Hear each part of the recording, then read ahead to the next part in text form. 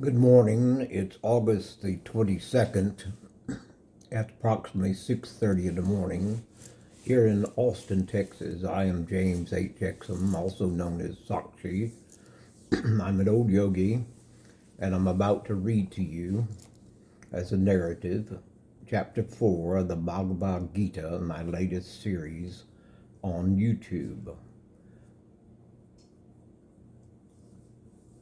The complete title of this work is The Wisdom of Vashya through Sankara Sakshi by myself. It was copyrighted in Austin, Texas, August of 2025, all rights reserved. The eternal dialogue of revelation is the opening of this particular discourse. The eternal dialogue of revelation, the Bhagavad Gita, that sublime song sung on the field of Kurukshetra, is a perennial fountain of wisdom, its verses eternally luminous, casting their gentle yet inexorable light upon the darkness of ignorance, light and darkness, knowledge and ignorance. In chapter 4, Jnana, karma, Sanyasa yoga, the yoga of knowledge and renunciation of action, is attributed to the sage Vyasa. The Gita ascends to a new summit. It is here that Krishna, the eternal teacher, reveals the mystery of divine descent, the origins of yogic wisdom, and the subtle interrelationship of knowledge and action. To approach this chapter is to enter the sanctum of philosophical inquiry, where the mind is to be refined like gold in the crucible of discrimination. In the style of Sankara, the non-dual Advaitin, Brahma Sutra Bhashya, Bhagavad Gita Bhashya, and Sakti, whose lucid expositions blend clarity with contemplative depth.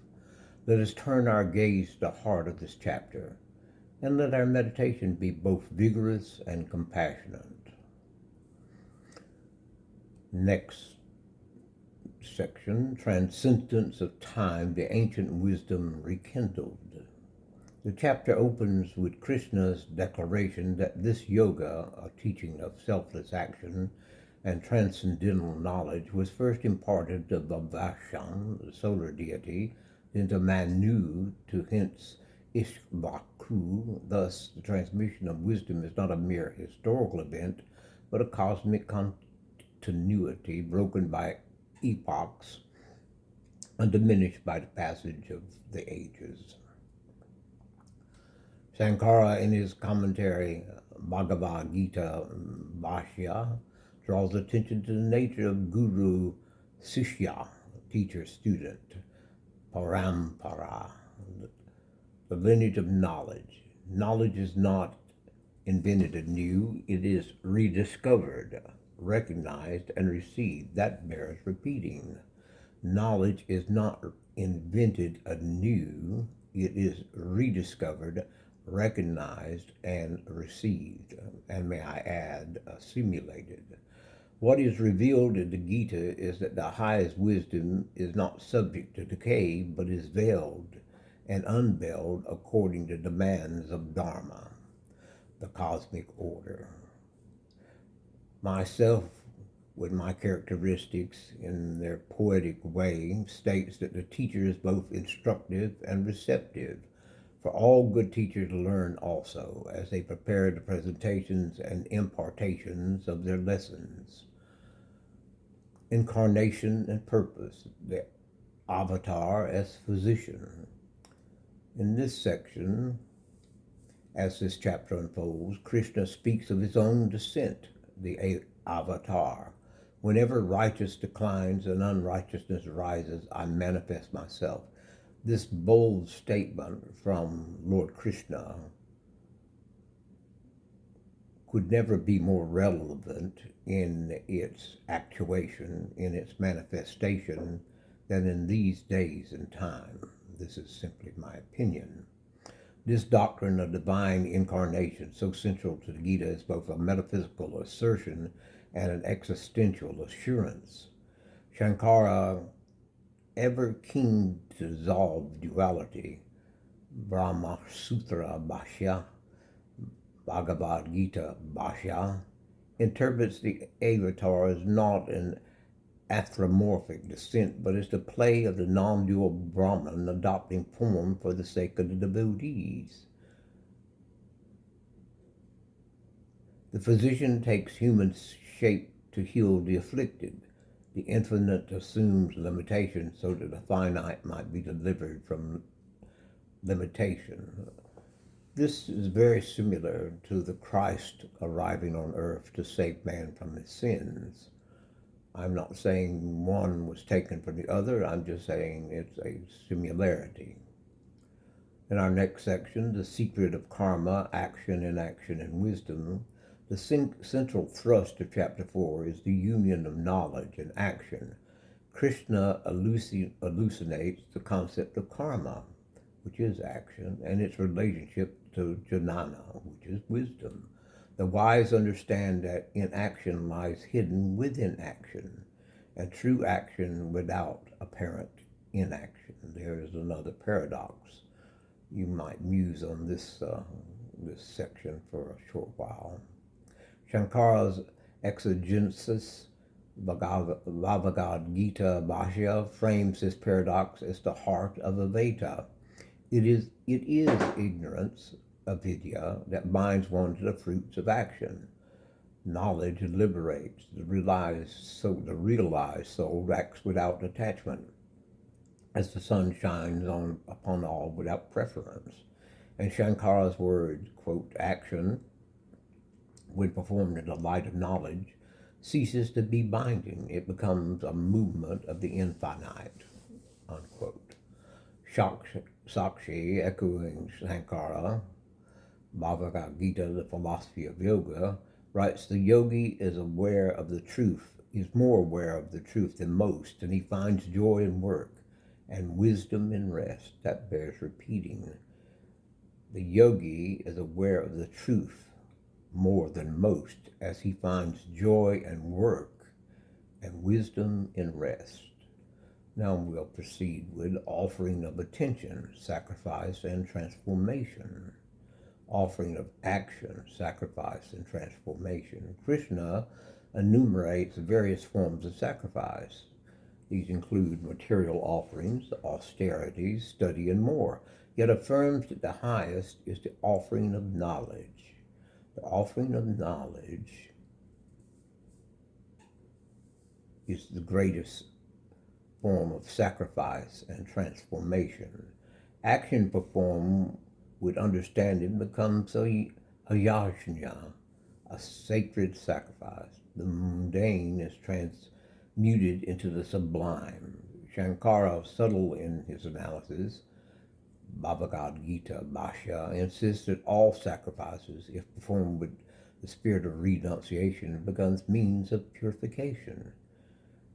All sacrifices, if performed with the spirit of renunciation, becomes a means of purification, but only knowledge of the self, the Atman, who is never born and never dies, who is your soul, that little voice that whispers to you from within, who is a spark on loan, a cosmic spark on loan from Brahman, the creator, that comes with your first breath and leaves with your last. Only knowledge of the self, the Brahman, brings liberation. The self is not the ego. The self is the soul. The ritual is transformed by the inner fire of wisdom.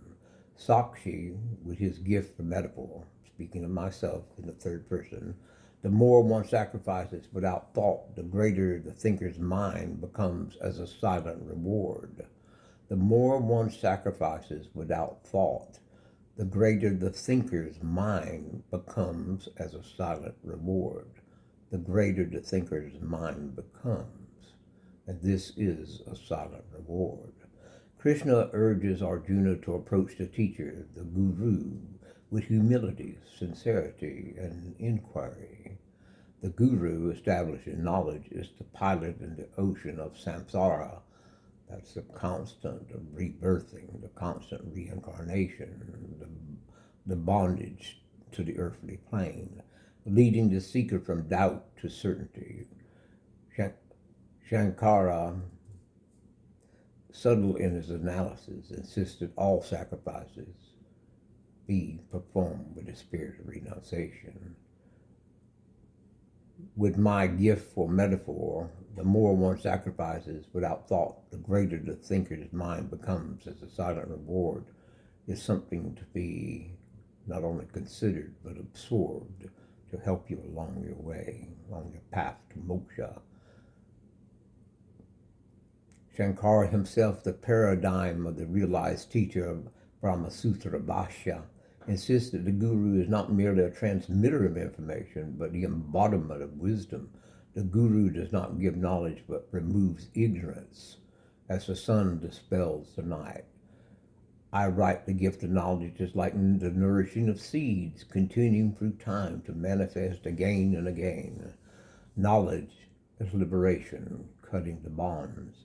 The culmination verses affirm, just as a blazing fire reduces wood to ashes, old Arjuna, so does the fire of knowledge burn up all karma.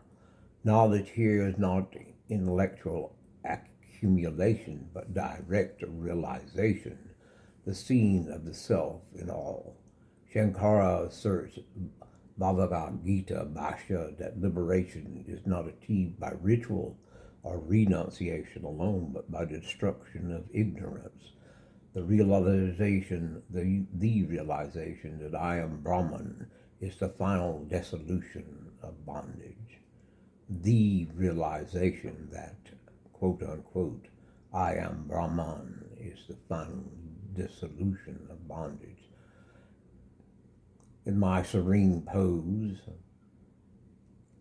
from my work, Sakshi's Revelations and Papers, I also shall add, liberation is not a gift, but the hard-earned result of devoted study, seasoned by years of dharmic karma. The return to action, wisdom in daily life. Krishna concludes by urging Arjuna to act armed with knowledge. The battlefield, once terrifying, becomes the laboratory of realization. Action is no longer a burden, but an expression of wisdom. Shankara sees this as the harmonization of jnana and karma, Bhagavad Gita Bhashya. The illumined one, free from attachment, acts for the good of all, unaffected by results. The illumined one, free from attachment, acts for the good of all, unaffected by results. I write, the world is the theater, the actors ourselves, the play is the thing, and the creator is the audience. Chapter 4 of the Bhagavad Gita is a symphony of revelation in which Yasha sings through Krishna's voice, Shankara harmonizes in the chords of non-duality, and I add the lyrics of my direct experience. The chapter invites us to ponder the nature of knowledge, the meaning of action, and the promise of liberation. It teaches that wisdom is not a mere possession, but a living fire, transforming every moment into a sacrament. To study this chapter is to stand at the threshold of awakening, to listen for the echo of the eternal amidst the tumult and the transient. May the wisdom of Vyasa, the clarity of Shankara, and a luminous insight of myself light up our hearts, that we may act wisely, know truly, and realize our timeless self.